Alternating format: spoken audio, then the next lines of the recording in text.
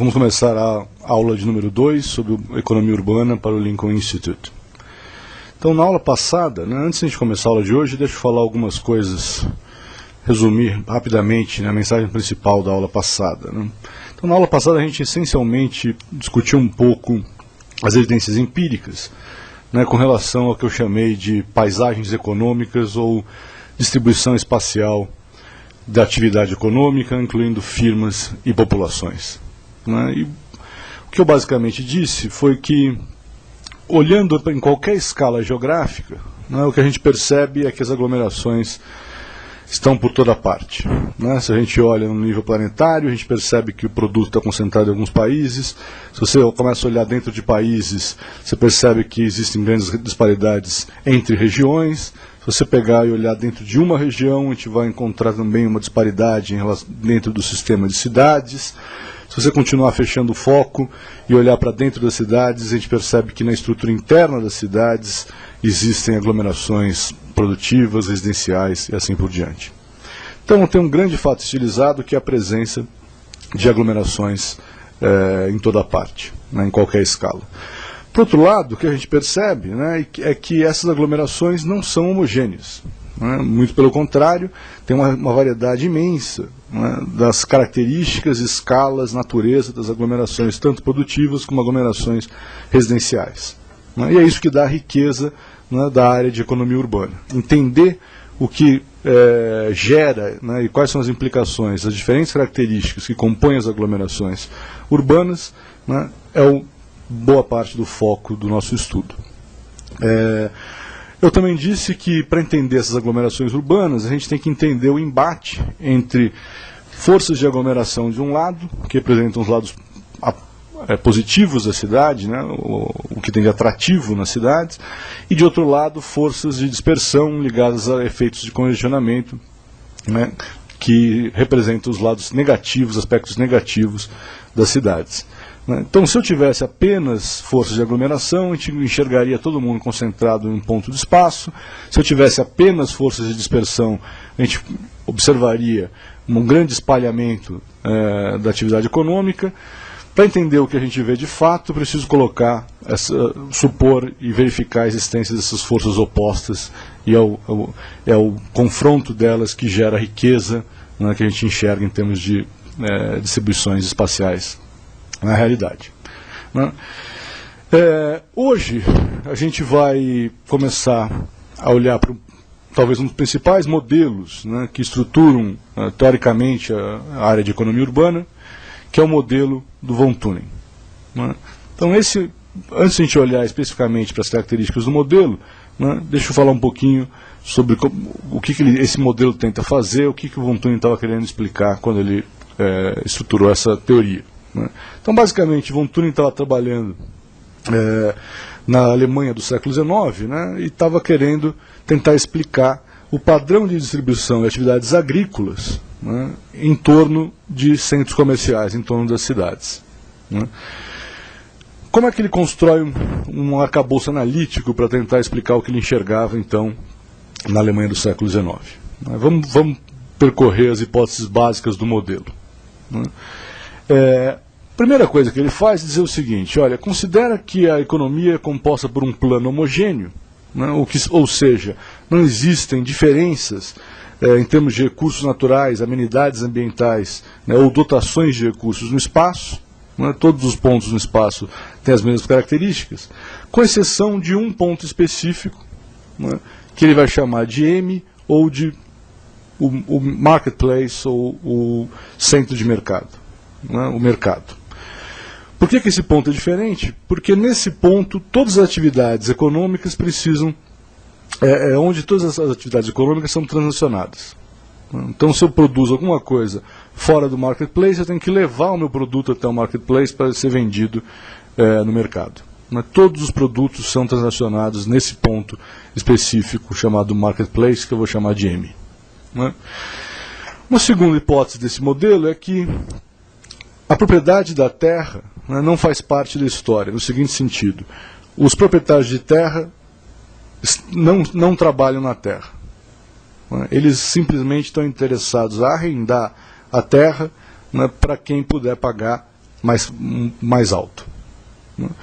Para começar bem simples, vamos assumir o seguinte: todas as firmas, né, ou fazendas produzem exatamente o mesmo produto, trabalham com a mesma tecnologia de produção, e essa tecnologia de produção ela respeita o que a gente chama de coeficientes fixos.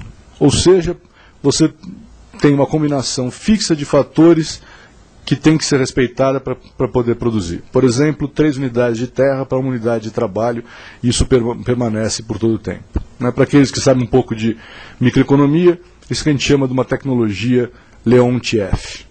Né?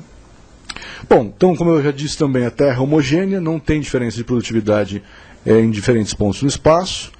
A gente vai assumir que as firmas são pequenas, né, e, portanto, não existem barreiras para entrada ou saída no mercado. Né, e elas são também tomadoras de preço. E aí, para compor o modelo, a gente assume que tem 2 tipos de custos: né, insumos e custos de transporte. Né. Dentro desses insumos, a gente vai destacar insumos ligados à terra, a renda da terra, e os insumos que não são ligados à terra, trabalho, capital, etc. Parte essencial desse modelo pode ser capturada por aquilo que a gente chama da equação de renda, ou Bid Rent Equation. O que é essa equação? Olhando aqui no slide 3, a gente tem, na primeira equação, a equação de lucro da empresa. Então, PR significa lucro, e do lado direito eu tenho primeiro a receita, R, menos os itens de custo que a empresa tem nesse modelo. Então, nos itens de custo, a gente tem 3 componentes.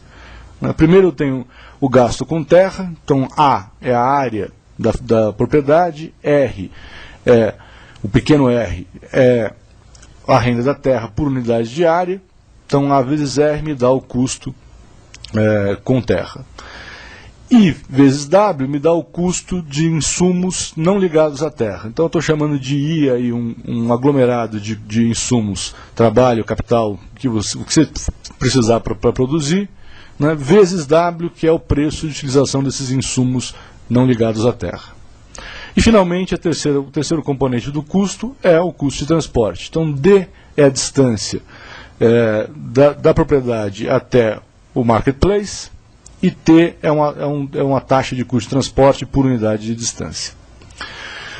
Como eu tenho a hipótese de livre barreira de a entrada e a saída, né, de firmas no mercado, o que a teoria nos diz é que no longo prazo todas as empresas vão estar trabalhando com lucro zero. Né, e é o que eu estou colocando na segunda equação. Enquanto o lucro é positivo, novas empresas entram no mercado. Se o lucro chegar a ser negativo, algumas empresas saem do mercado. Esse movimento faz a curva de oferta deslocar para cima e para baixo, e ela para no momento em que todas as empresas estão funcionando em equilíbrio com lucro zero no longo prazo. Né? Então, se eu faço lucro igual a zero, né, o que eu tenho é que as receitas vão ser igual ao custo, que é a minha terceira equação. Né? Então, se as receitas são iguais ao custo, agora eu posso manipular essa equação de equilíbrio de forma a explicitar qual é a capacidade máxima da empresa em pagar a renda da terra R. E essa é a minha última equação, a equação importante. O que a gente tem nisso? O R está sendo medido então por unidade de área. Então a gente vê que do lado direito o primeiro termo é 1 sobre área, e isso multiplica os outros componentes da equação. Né? Receita, os custos, menos os custos com insumos não terra, menos o custo de transporte. Para destacar o que importa aqui para o tuning, né? Ou seja, explicar a localização das atividades, o que a gente vai fazer agora é plotar essa equação num gráfico, explicitando a relação entre distância do mercado e a capacidade da empresa em pagar a renda da terra. Então eu vou assumir que tudo mais está constante e vou explorar a relação entre D e R e colocar isso num gráfico. Então a gente forma, né, uma peça importante aí do modelo do tuning, que é o conhecido como gradiente, né, de renda da terra. Esse é o nosso primeiro gráfico aí no slide 4. Então eu tenho no eixo vertical renda e custos, No eixo horizontal tem a distância ao marketplace. Então o marketplace está localizado exatamente na origem aí do diagrama, e a linha vermelha mostra qual a capacidade de uma empresa qualquer em pagar renda da terra como simplesmente função da distância em que ela se localiza do marketplace. Então a gente percebe uma linha aí negativamente inclinada, né, que mostra que quanto mais longe do mercado eu estiver, menor vai ser a capacidade de pagar renda da terra, mantendo as outras variáveis constantes, exatamente porque eu vou ter que pagar um custo de transporte maior. Tá? Essa é a relação fundamental. Então, em cima disso, a gente pode fazer duas questões. Falar, olha, como é que as terras ou os terrenos, né, em torno do mercado devem ser alocadas se eu estou pensando que todas as firmas querem minimizar seus custos totais, né, custo de produção e custo de transporte. Ou seja, que tipo de distribuição da atividade econômica vai ser eficiente no sentido de estar minimizando custos. E a segunda questão é como é que essa alocação seria feita, né, através de mecanismos de mercado. Bom, para começar a entender essas perguntas, o que a gente tem que fazer primeiro é supor que agora, em vez de eu ter apenas uma atividade, né, eu tenho várias atividades. Né, o que me interessa é saber exatamente que tipo de atividade se localizaria onde. Né. Então a gente vai para o slide 6, né, em que eu tenho 3 grupos de atividades, isso é apenas um exemplo, tentando mostrar para vocês o que tipo de resultado sai do modelo. Então eu estou supondo que eu consigo agrupar as atividades em serviços, manufatura e agricultura, né, e estou supondo que elas têm insumos não terra diferentes e também estão sujeitas a custos de transporte diferentes. Né. Do jeito que eu estou construindo o gráfico, o que a gente percebe? Né, que do marketplace até DT, eu teria a linha vermelha em cima das outras, da linha azul e da linha verde, né, mostrando que de 0 a DT, os serviços teriam capacidade de pagar maior renda para o proprietário da terra. Né, portanto, o que a gente enxergaria era de 0 a DT, serviços. Depois, de DT até DP, eu tenho a linha azul em cima das outras, mostrando então que nesse intervalo, né, a manufatura teria maior capacidade de pagamento de renda da terra. Finalmente, de DP até o ponto em que a linha verde encontra o eixo horizontal, eu teria a área em que a linha verde supera as outras duas e, portanto, a agricultura teria a capacidade de pagar maior renda. Né. Do ponto em que a linha verde encosta no eixo horizontal para frente, para a direita, né, nenhuma atividade econômica teria capacidade de pagar renda da terra, dadas as condições de produção e dado o custo de transporte de todas as atividades. Então, onde a linha verde encontra o eixo horizontal, marcaria a distância máxima que alguma atividade econômica é viável, dadas as condições de produção e dados os custos de transporte de uma determinada economia. Né. Então esse gráfico está medindo tudo por unidade de terra, né. Se vocês lembrarem da equação, eu tenho ali do lado direito 1 sobre A, né, mas eu poderia fazer uma projeção aí em 3 dimensões, em que eu mediria, né, eu olharia para a alocação da terra total. Mas se a gente faz isso com esse resultado, o que a gente percebe é que eu tenho o marketplace no centro e eu tenho anéis concêntricos, né, em volta do marketplace.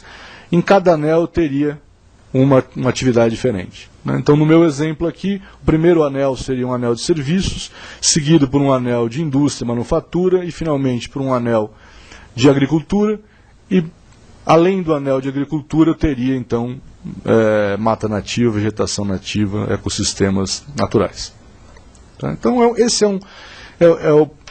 uma primeira visão do modelo do Thunen, né, que sintetiza seus resultados principais. Né. Então, a proposição dele é que a gente enxergaria esse padrão de anéis concêntricos com atividades concentradas nesses anéis.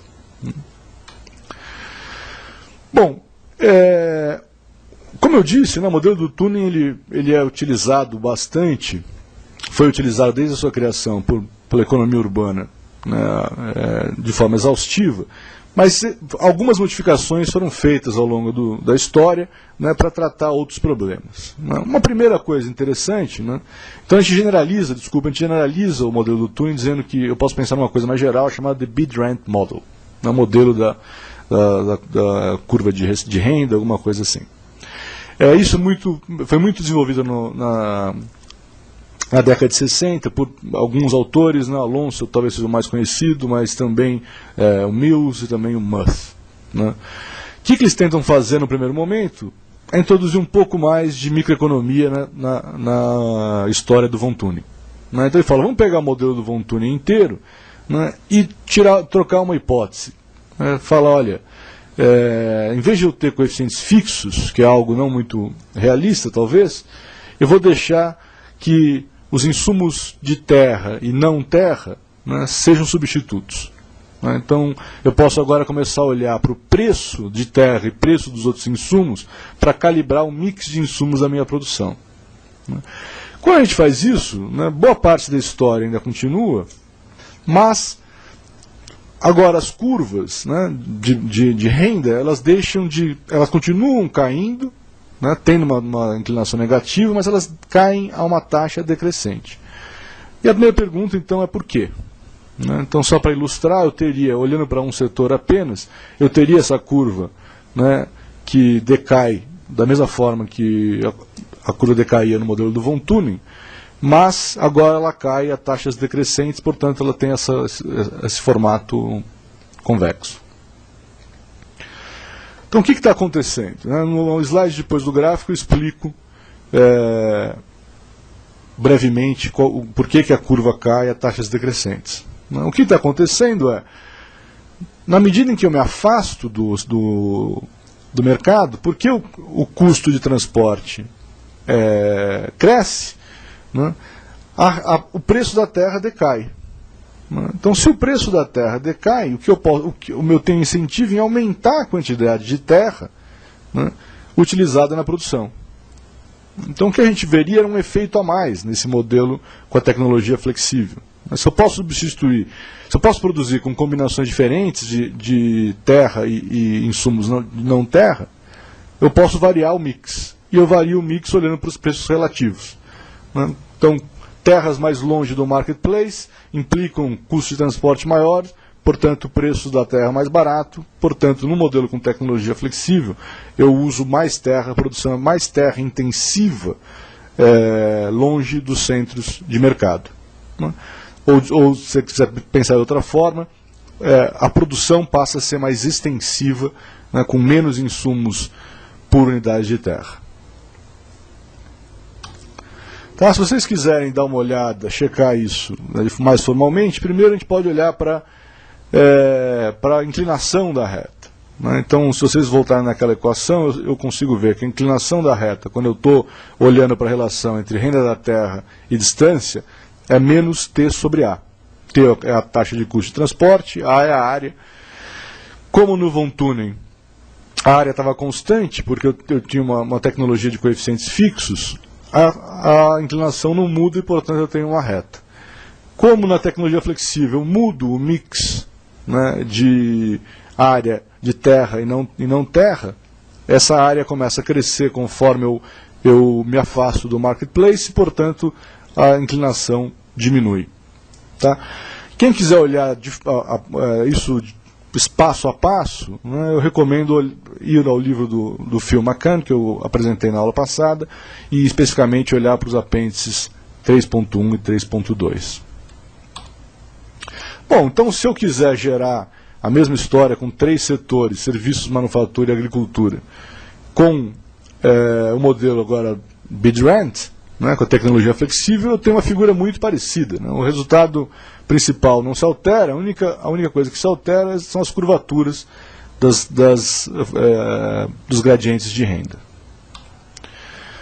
Agora, uma coisa interessante de se notar, né, para comparar as duas tecnologias, é fazer um exercício aqui que eu tenho no slide 12, em que eu faço a seguinte hipótese. Supõe que eu tenho em um determinado ponto, supõe que tem algum ponto no espaço, na distância d estrela, que por algum motivo as duas tecnologias conseguem pagar exatamente a mesma renda.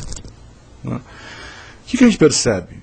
Que se você sai desse d estrela, tanto para a direita como para a esquerda, ou seja, se você se aproxima ou se você se afasta do centro de mercado, do marketplace, a partir de d estrela, a tecnologia flexível ela é melhor do que a de coeficientes fixos, no sentido de ter mais capacidade de pagar renda. E aí disso deixa bem clara a diferença entre elas. O que está acontecendo é que eu estou forçando que em d estrela elas coincidem. Então, a partir de d estrela, como a tecnologia flexível consegue olhar para os preços relativos e ficar mais intensiva em não terra, quando se aproxima do mercado, ou mais intensiva em terra, se ela se afasta do mercado, ela consegue com isso pagar mais renda e ser mais produtiva do que, mais eficiente, vamos dizer assim, do que a tecnologia fixa. Tá? Explicação do que está acontecendo está aqui no slide 13, eu vou deixar para vocês olharem isso depois. Então, a segunda modificação, que faz a conexão com a economia urbana de forma mais direta, é tentar usar a modelagem von Thunen, seja com coeficientes fixos, seja com coeficientes flexíveis, não para entender a distribuição de atividades econômicas em torno de um centro de mercado, mas sim tentar entender a distribuição de residências, tipicamente dentro de uma cidade. Então, eu uso o mesmo arcabouço analítico, mas agora com uma questão um pouco diferente. Qual que é a ideia? Eu quero ver o que explicaria as pessoas tomarem decisões locacionais diferentes dentro de uma cidade. Qual que é a modificação que se faz? É que então, toma boa parte das hipóteses do von Thunen, mas agora, em vez de eu assumir que o ponto heterogêneo no espaço é o marketplace, onde todos os produtos têm que ser transacionados, eu assumo que esse ponto no espaço, ele é agora um centro de emprego. No termo da literatura, ele é o Central Business District. Então, todas as pessoas para trabalhar têm que ir até o CBD. E, portanto, com isso eu forço um custo de transporte, um custo de comutação, entre o local de residência e o local de trabalho. E vou tentar fazer o mesmo tipo de análise, olhando para a capacidade de agentes de pagar renda, pagar aluguel. Tá? Então, no slide 15, a gente mostra que o esquema analítico é exatamente o mesmo, mas agora eu vou tentar estudar um problema de natureza diferente. Uma forma bastante interessante de fazer uma aplicação residencial do modelo de von Thunen é olhar para a alocação de pessoas em grupos de renda diferentes. Então, será que pessoas com capacidade de pagamento de renda diferente e com preferências diferentes, talvez aí associadas ao seu grupo de renda, como é que elas escolhem se localizar, tendo como referência a proximidade do centro de emprego, do CBD. Uma coisa interessante é que a gente consegue gerar resultados opostos em termos de alocação de grupos com rendas diferentes, dependendo das hipóteses que a gente fizer, com relação às preferências relativas a espaço de um lado ou acessibilidade do outro. E a gente sabe que, olhando para cidades em diversos lugares, as preferências de espaço e acessibilidade variam. Não só com preferências intrínsecas das pessoas, mas principalmente em função dos pacotes de infraestrutura que a gente tem, do nível de congestionamento de trânsito, das dificuldades para ter acesso aos centros de emprego. Então vamos fazer primeiro um caso em que existe uma alta preferência por espaço relativamente a preferências com relação à acessibilidade. Então, se espaço é o critério principal de escolha, o que a gente percebe num contexto de tecnologia flexível é que não seria razoável supor que eu encontraria pessoas de mais alta renda morando distante dos centros de emprego, exatamente porque ali a terra é mais barata, então eles querem espaços maiores e estariam então dispostos a morar mais longe do centro, né? Então, e aí, obviamente, então a gente olharia pessoas com renda mais baixa morando perto do centro, né? Classe média está sempre no meio, né, por definição. Então é interessante pensar que cidades, né, eu tenho esse tipo de padrão, né, em que as pessoas mais pobres moram ao redor do centro, da região central, e pessoas mais ricas, né, moram nos subúrbios, um pouco mais distante do centro, né? Então a gente sabe que para gerar preferências para o espaço que ultrapassa as preferências por acessibilidade, né, eu preciso ter boa acessibilidade em geral, né? Então o que você ganha em relação ao espaço, mais do que compensa o custo adicional de você ficar um pouco mais de tempo transitando entre residência e local de trabalho. Agora, não é nem um pouco estranho pensar que, em muitos casos, a gente tem exatamente a situação oposta, né? Se eu tiver, então, preferências relativas ao acesso mais altas do que as preferências ao espaço, eu conseguiria ver, então, eu observaria pessoas de mais alta renda próximas aos centros de emprego e pessoas de menor renda longe do centro de emprego. Tá? Então, de novo, pense, né, em que exemplos eu consigo ver essa situação. De uma forma bem geral, claro que isso varia bastante caso a caso, né? Tipicamente, as cidades americanas têm o padrão em que a preferência por espaço supera a acessibilidade, e as cidades europeias teriam a situação em que a preferência por acessibilidade ganha de preferência por espaço. De uma forma bem geral, tem várias exceções nesse caso. Tá?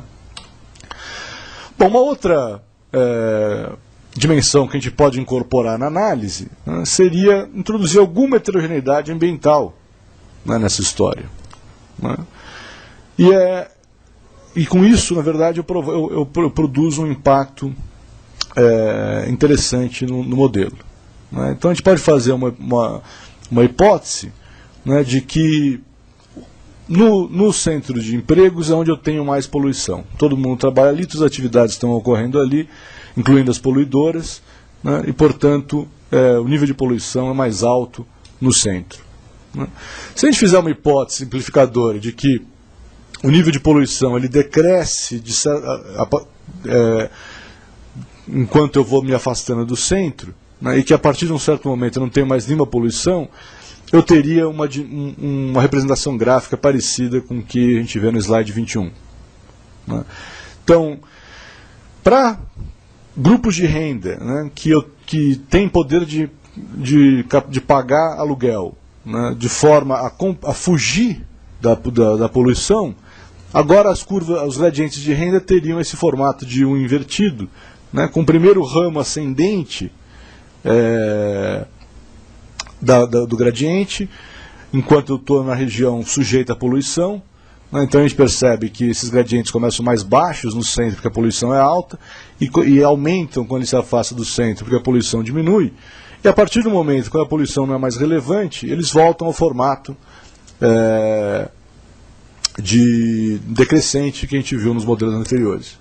E a hipótese que eu estou fazendo aqui é que o grupo low, né, o grupo de baixa renda, não tem nenhuma condição de se defender da poluição, né, e, portanto, fica morando perto do centro, e dessa forma o gradiente de renda é semelhante aos gradientes anteriores, em que eu não tenho ramo ascendente. Tá? Um caso extremo, né, desse mesmo contexto seria o que a gente chama de um caso com terras abandonadas, né? Então a gente pode ter situações em que eu encontro espaços em que nem pobres nem ricos, né, teriam interesse em se localizar, né? Então, se eu penso que a poluição se afasta, perdura mais um espaço maior, né, pode chegar num ponto em que as pessoas pobres já estão muito longe para as pessoas pobres, né, então elas não ocupariam, mas ainda tem muita poluição para as pessoas de renda maior, né, e portanto também não é atrativo, né? E aí eu teria espaços não ocupados, que eu estou chamando de derelict land, aí no diagrama, né? De novo, se vocês pensarem em várias cidades no mundo, a gente encontra, né, problemas de abandono de terra, de alta vacância, né, e via de regra esses são espaços sujeitos ou foco de políticas públicas. Né. Regenerar essas áreas é um tema bastante importante em economia urbana. Bom, para finalizar a aula de hoje, né, eu quero pensar numa possível extensão, né, uma terceira possível ou quarta possível extensão desses modelos, né, e para considerar o que a gente chamaria de cidades policêntricas. Então, boa parte da literatura, né, trabalha com esses modelos em contexto de cidades monocêntricas. Né, então, dizendo, olha, eu tenho um CBD, ou eu tenho um marketplace, eu vou tentar entender o que acontece, supondo que eles são únicos. Né. O que a gente sabe é que a cidade moderna, poucas cidades modernas têm apenas um único centro. Né, então, a gente pode pensar, tanto olhando para o lado de distribuição industrial como para o lado de distribuição residencial, né, em contextos multicêntricos. Né, e mais do que isso, a gente pode pensar numa hierarquia de centros, né, centros e subcentros. Né, então eu poderia, em tese, estender o modelo de von Thunen, ou o modelo lá Alonso, né, da Bidrant, né, para casos multicêntricos. E numa primeira abordagem poderia ter, então, o meu último slide, né, em que eu tenho o M como centro principal, C1 como um subcentro um pouco menor e C2 como um subcentro um pouco menor, e aí eu teria uma distribuição de gradientes com essa cara, com ramos ascendentes e ramos descendentes, enquanto ao longo do espaço, né, conforme eu me movimento ao longo para fora do centro, né, eu me aproximaria de subcentros, tá, gerando uma figura bem mais complexa. Tudo bem, então com isso a gente conclui essa apresentação, né, introdutória do modelo do von Thunen, né, e na próxima aula a gente vai discutir outro autor bastante conhecido, que é o Hotelling, né, também um dos pioneiros de modelagem espacial, com um foco mais industrial do que residencial.